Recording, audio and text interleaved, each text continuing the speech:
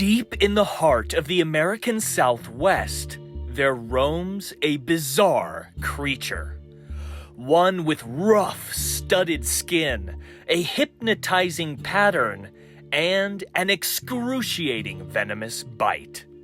While they might live side by side with some of the deadliest snakes in the United States, they make a name for themselves by being the only lizard potentially able to kill here in the US.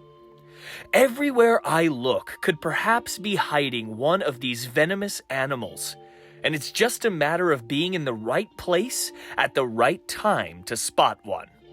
Today I am hoping to finally encounter these venomous lizards after not one, not two, but 3 separate trips to Arizona searching for them. But it'll take hard work and dedication to hike down some of these secretive animals. My name is Jack, and I've dedicated my entire life to traveling all over the globe to find the strangest and most dangerous animals alive. I'm willing to get in close where others wouldn't dare in order to uncover and share the truth about even our most deadly and misunderstood creatures. Today I am hoping 3rd time's the charm as I search for the most painful biting lizard here in the United States, the Gila monster. So basically, folks, we're out here. This is a nice, cool morning. We're basically scanning any open areas we can see because these reptiles are a little bit tricky. Now, they're fairly active in the morning and at dusk and at night. But I've never seen one, actually, in the wild, despite having traveled to Arizona twice looking for them. And this being my 3rd time, I am really hopeful that I will be able to scrounge up one of these lizards. We've seen lots of rabbits, lots of quail, lots of prey items out and about. And hopefully this spot will deliver for us the venomous Gila monster. Now, unlike our native venomous snakes, it's not thought that the Gila monster developed venom as a way of procuring food. These lizards are nest-raiding specialists and almost exclusively feed on defenseless baby animals and eggs, which don't require a powerful venom to overpower and kill. It's believed that these lizards actually evolved venom purely for defense against predators. And how might that affect their bite? Well, other animals that use venom primarily in defense would be things like ants and wasps. And in their case, they've evolved an increasingly painful sting to deter predators. It's possible that the defensive origins of the Gila monster's venom could be the driving charge of making it one of the most excruciatingly painful bites in the animal kingdom. All right, so we've actually started getting a little sprinkling of rain early this morning, which might just be enough to encourage our little Gila monster-y friends to join us for a fun, action-filled, wonderful Jack sort of wildlife adventure. So hopefully, that's exactly what happens. After searching for hours, we had begun to lose hope. Just then, I spotted something slowly lumbering behind a cactus. Is this the lizard I've been searching for? Let's take a closer look. Oh, that's what I saw. Oh my God. Eloderma, suspect of the Gila monster. Oh my goodness, he just spotted us. Look at this. The amazing, it's a nice, beautiful juvenile. Oh my goodness. Oh my gosh. Look at this thing. Oh my goodness, hi cutie. Oh, look at this right here, folks. This is what we've been after. This is what I've come out to Arizona 3 separate times for. This is our largest and most venomous, only venomous lizard here in the United States. This is the beautiful Gila monster. Oh my gosh. What a close look at this beautiful animal. I am over the moon, folks. Look at this thing. Oh my gosh, my heart is beating at 1,000 miles an hour. This guy's just out here. It's a nice, cool morning. He's out here sniffing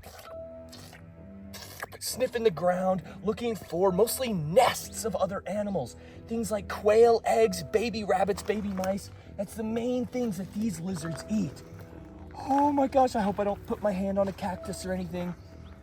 Take a look at that beautiful lizard. Those bright oranges, bright pink colors. This is truly a fantastic little animal. Look at that. As you can see, really no fear of humans at all. Once again, these are venomous reptiles. So once they reach a certain size like this, you can see he's kind of posturing a little bit, make himself look a little bit bigger to me. But these venomous reptiles don't really have any predators after a certain size. He's got a little bit of a carry-on piece of cactus there, but he'll be all right. They've got a tough, scaly skin. And see, that doesn't bother that guy any. Oh my gosh, wild Gila monster, let's go! After years of searching, I had at last come face to face with the iconic Gila monster. And their stocky build and clumsy gait was truly something spectacular to see in the wild. It's quite evident by watching these lizards move around their environment that these are not endurance predators. They move slowly and carefully, and sometimes even clumsily, through their native ecosystems, probing around and smelling for prey. It becomes more and more apparent why these lizards need a venomous bite. Without it, they likely would be picked off before they got very large at all. As juveniles, these lizards are at risk of being eaten by snakes, birds, and mammals. But once they reach adulthood, it's unlikely anything will try to eat them. After moving on and hiking further up this wash, I caught the glimpse of yet another Gila monster. This one looks much bigger and likely just emerged from a burrow to start searching for food. After a few minutes of sniffing around, it crawled up to rest behind some wood. Let's take a closer look. Oh, folks, look right in here. That is a Gila monster. Now, these are our most venomous lizard here in the United States, our only venomous lizard. But don't let that only little tag in front of that make you think that these aren't really all that dangerous.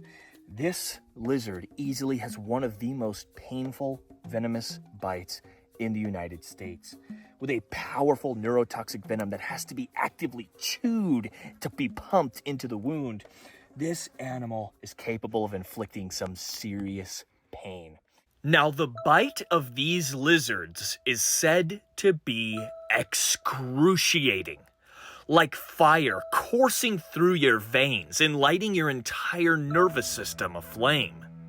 Unlike venomous snakes, Gila monsters do not possess hollow fangs to inject their venom. Instead, their venom is released into their mouth from modified salivary glands in the bottom jaw and has to be chewed into an attacker to be injected. This means that when a Gila monster bites in defense, it may latch on and refuse to let go, chewing virile venom into the wound. Now, on top of a powerful bite force, the effects of the venom is fairly nasty as well, with symptoms like severe pain, vomiting, dizziness, rapid heart rate, and more becoming common effects. Although not likely to kill a healthy adult, those with pre-existing conditions, especially those concerning the heart, could potentially die from complications caused by the bite. These lizards have a similar toxicity to their venom as the western diamondback rattlesnake, though due to their venom composition and venom delivery method, they generally inject much less venom than their reptilian cousins and aren't generally life-threatening. Luckily, these are fairly slow-moving lizards, and they aren't really capable of lunging to bite, so the only way you could find yourself in harm's way with these lizards is if you actually pick them up or stick your hand right in their mouths. Luckily, picking up wild Gila monsters or otherwise messing with them is illegal throughout their range in the US, so you don't have to worry about that. But my friends, as you can see, these are not aggressive animals in the slightest. And honestly, they're kind of hard to find sitting still like this. Generally, these animals are active hunters or asleep deep underground in their burrows. So really, when you typically would come across a Gila monster, they're going to be kind of booking it, cruising through their habitat, looking for all sorts of stuff to eat. And rarely do you get to see them kind of hanging out in the open like this one here, which is a special treat for you all at home, and especially for me. This has been a species I've wanted to see in the wild for my entire life. And now finally we're sitting here just 10 inches away from a beautiful small adult Gila monster.